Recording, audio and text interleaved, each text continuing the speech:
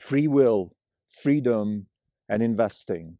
Now that we chose David Deutsch's book, The Beginning of Infinity, as part of our principal stack at Orange Capital Partners, we have to dig deeper and understand why it is that we think we're on the right path to fulfill our mission, that the tools we're using are the right tools, or even more fundamental, that we're even able to do it, that we have certainty or high certainty that we can achieve our mission.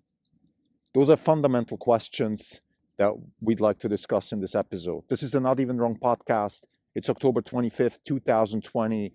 This is Krim Delko. Today's Sunday. There's no update.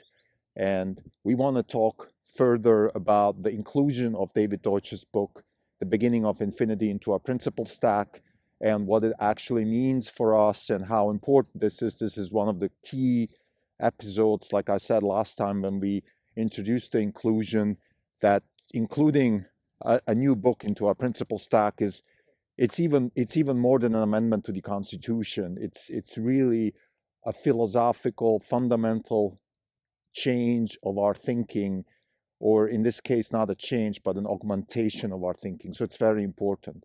Like I said in the last episode, The Beginning of Infinity is kind of the book that wraps the other three principles that we have, which is 0 to 1, the innovation stack, and the innovator's dilemma. So it wraps those, it explains why those actually make sense.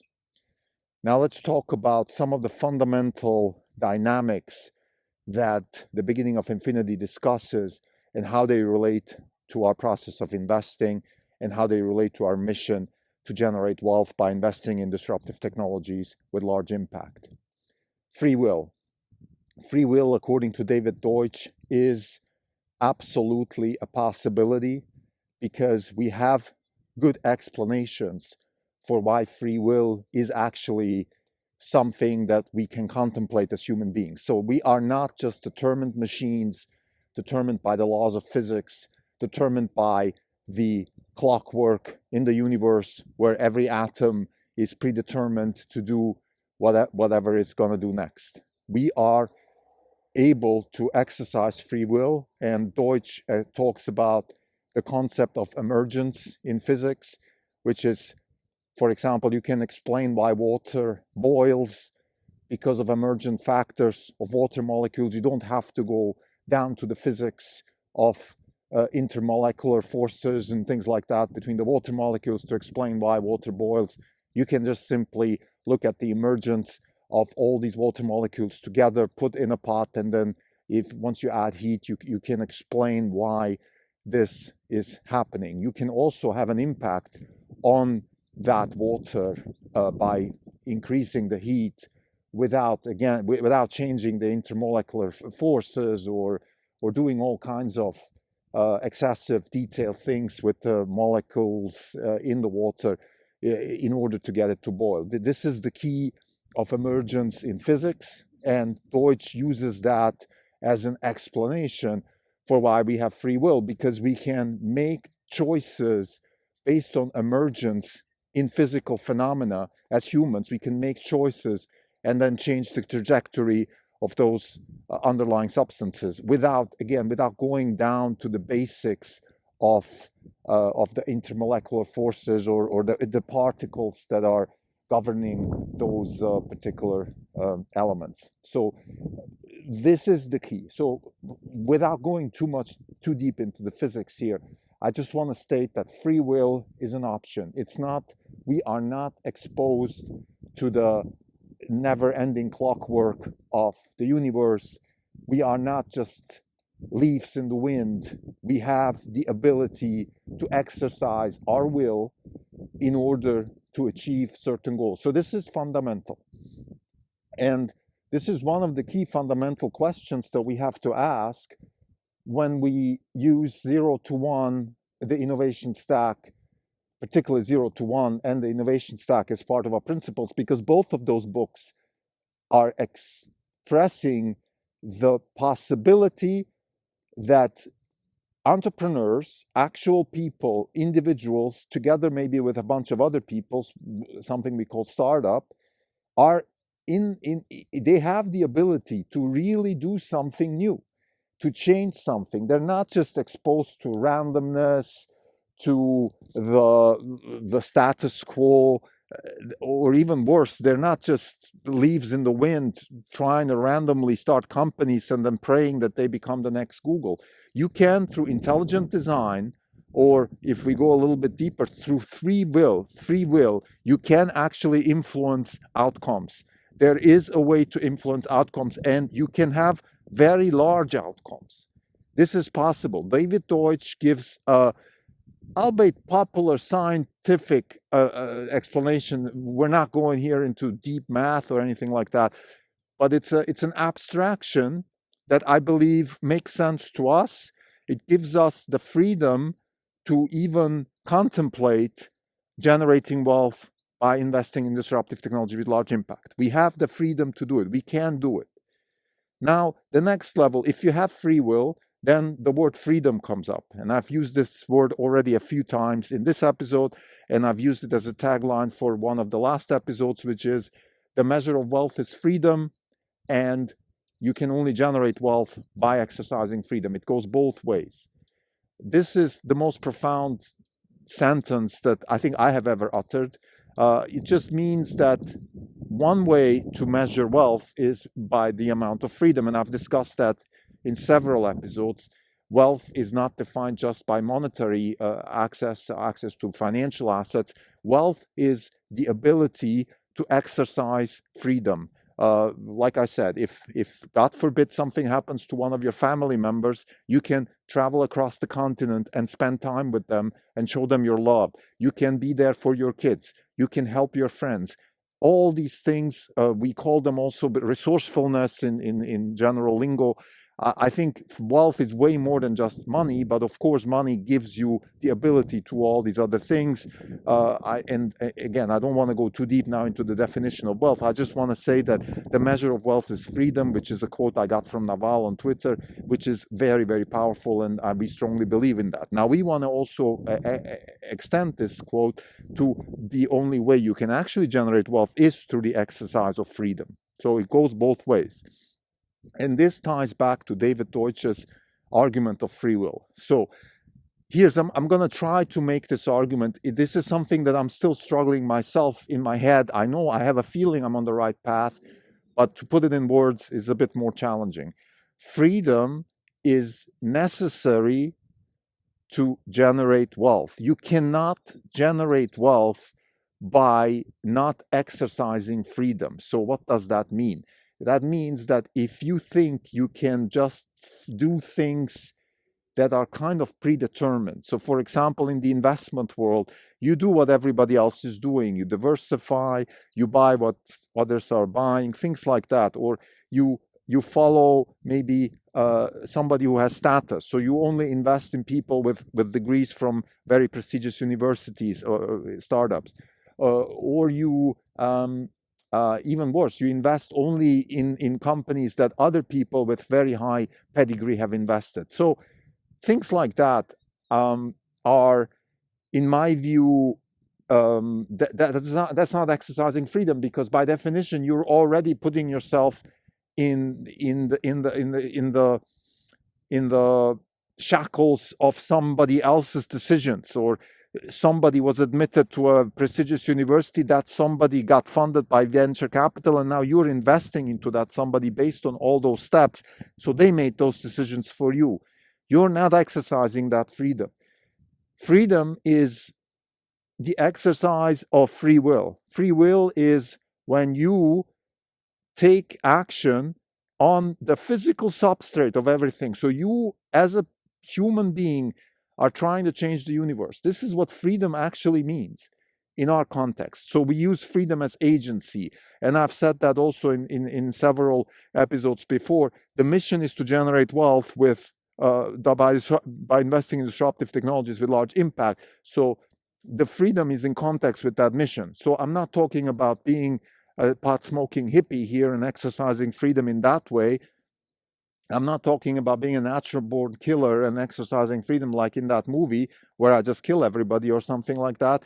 I'm talking about the freedom within the context of the agency of generating wealth and making us and other people therefore more free. This is the agency, this is the impact we want to have on the universe. So as many people as we can that are investing in our fund, that are around us, including us and our kids and our investors and friends, whoever is attached to our decision making should be more free in the next 5 to 10 years. This is the goal.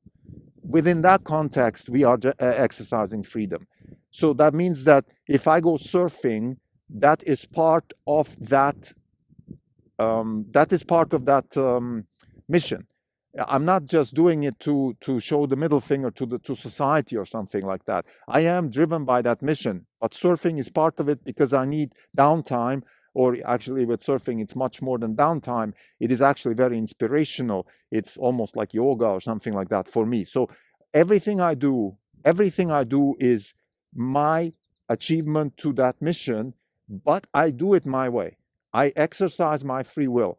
I am not going to a Goldman Sachs conference to meet CEOs of companies, paying commissions to Goldman Sachs and listening to pre-scripted statements of those CEOs. This is not something that I think I can do to generate wealth. This just doesn't work. I am not going to Sand Hill Road in Palo Alto and just try to do what everybody else is doing there. It's not just my ability to exercise free will, it's my duty to exercise free will. I have to exercise free will to generate wealth. It can't go otherwise. There's no other way. So this is fundamental to the process of Orange Capital Partners, the exercise of free will, and the necessity to be free is in fact also the thing that makes us free. So this let's let this sink in a bit. So generating wealth is measured by the amount of freedom we generate. So the more wealth, the more free we are. We can only be free or more free if we can only generate freedom by being free. This is, now somebody might say, well, this is a chicken and egg situation. So you're telling me the only way I can generate wealth is if I'm free. Well, wealth is freedom, so I can only be free if I'm free. Well, this is a tautology. What are you talking about? Of course it's not. Because I started with no wealth. I started with zero, negative. I came to the United States with negative wealth. I had debt to pay back for my grad school. I got some help from my parents, but I really had negative wealth. So it clearly works without, you can start with nothing and then build something. That's what I'm trying to say. And of course, wealth and generating wealth is a gradual thing.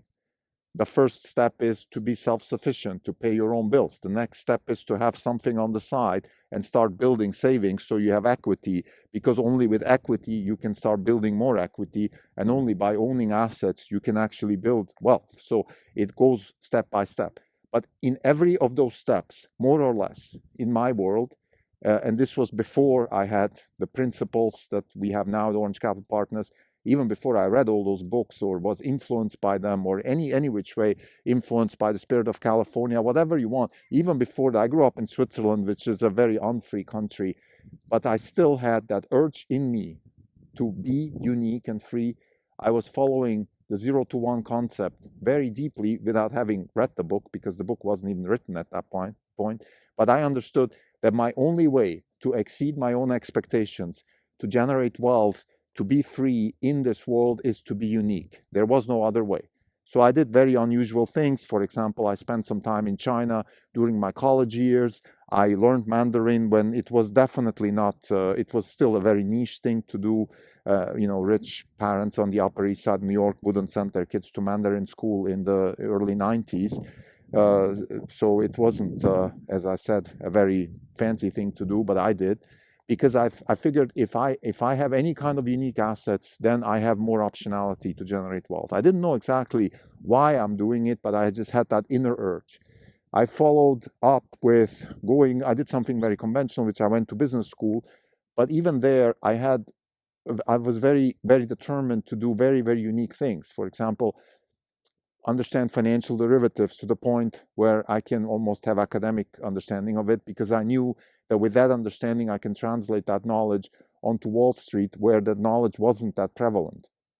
I then went into the derivative space on Wall Street, working for firms that weren't particularly prestigious, but that gave me access to P&L, which in Wall Street terms means you have access to upside equity. You can build wealth onto wealth, because if you have a P&L, you have access to the bank's capital, and therefore, as what they used to call a prop trader, you can make a lot of money, and then some of that money trickles down to you. That happened to me in not exactly the way I wished it would happen, but I still made enough money to, in 2008, found Orange Capital Partners with me and my partner, Zovinar, and we were able to go on our own, and we had enough capital to survive also downturns. And now we're in a position today where we have the freedom to continue with exercise of free will and the exercise of freedom, building more wealth, which, like I said before in this episode, means nothing else but actually keep generating more freedom. So to summarize, the inclusion of David Deutsch's book, The Beginning of Infinity, is a very deep, fundamental choice that we made, because it gives us the ability to now not just to explain why we have the other three principles. So we use David Deutsch's book as sort of it's the ground on which the other principles are built. And the fundamental idea of David Deutsch's book is that we are able to exercise free will, that freedom is not just an option, but that it is the only way to generate new things in the universe, and we are part of the universe. Hence, by generating wealth, we can only do that by doing new things. That new things can only happen through the exercise of freedom, or now using Peter Thiel's thesis, by being unique, by being yourself, by doing something or having a secret, something that you believe in that a lot of people disagree with you, or that a lot of people don't even know about. And only that way you can generate wealth. The last point I want to make, which is a point that Peter Thiel makes, is that you can do that as an investor, as a founder, or as an employee. There are different positions in the value chain that you can take. And that's very important. Some people are very good at investing, not good as employees, and not capable of founding companies. Other people are terrible as investors, and they're very good at founding companies. A good example is Elon Musk. Elon Musk is the entrepreneur du jour. He's the entrepreneur, he's the Thomas Edison of our century. I think he's a terrible investor because he doesn't have certain skills that it takes. For example, he trusted Saudi Arabia to give him money to take his company private. Investors have to have that ability to understand who is real, who isn't. Of course, he's probably not a very good employee, so let's not even go there. Some people are very good employees. Sundar Pichai is a fantastic employee, CEO of Google. Satya Nadella is a fantastic employee. I'm not sure he would be a good investor, and I'm not sure he would be a good founder. And then we have us. I think we are very good investors.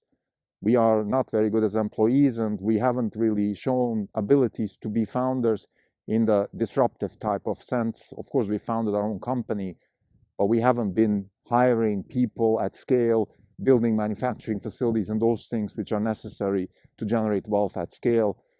Therefore, I think there are certain positions in the value chain you can take as a person, and you should be very careful and think about, first of all, do what you're good at, be unique, and most importantly, find your position in the value chain where you can generate the most wealth. So exercise free will, freedom are the same fundamental process that leads to the ability to generate wealth, which again is just another word to generate more freedom. Thank you.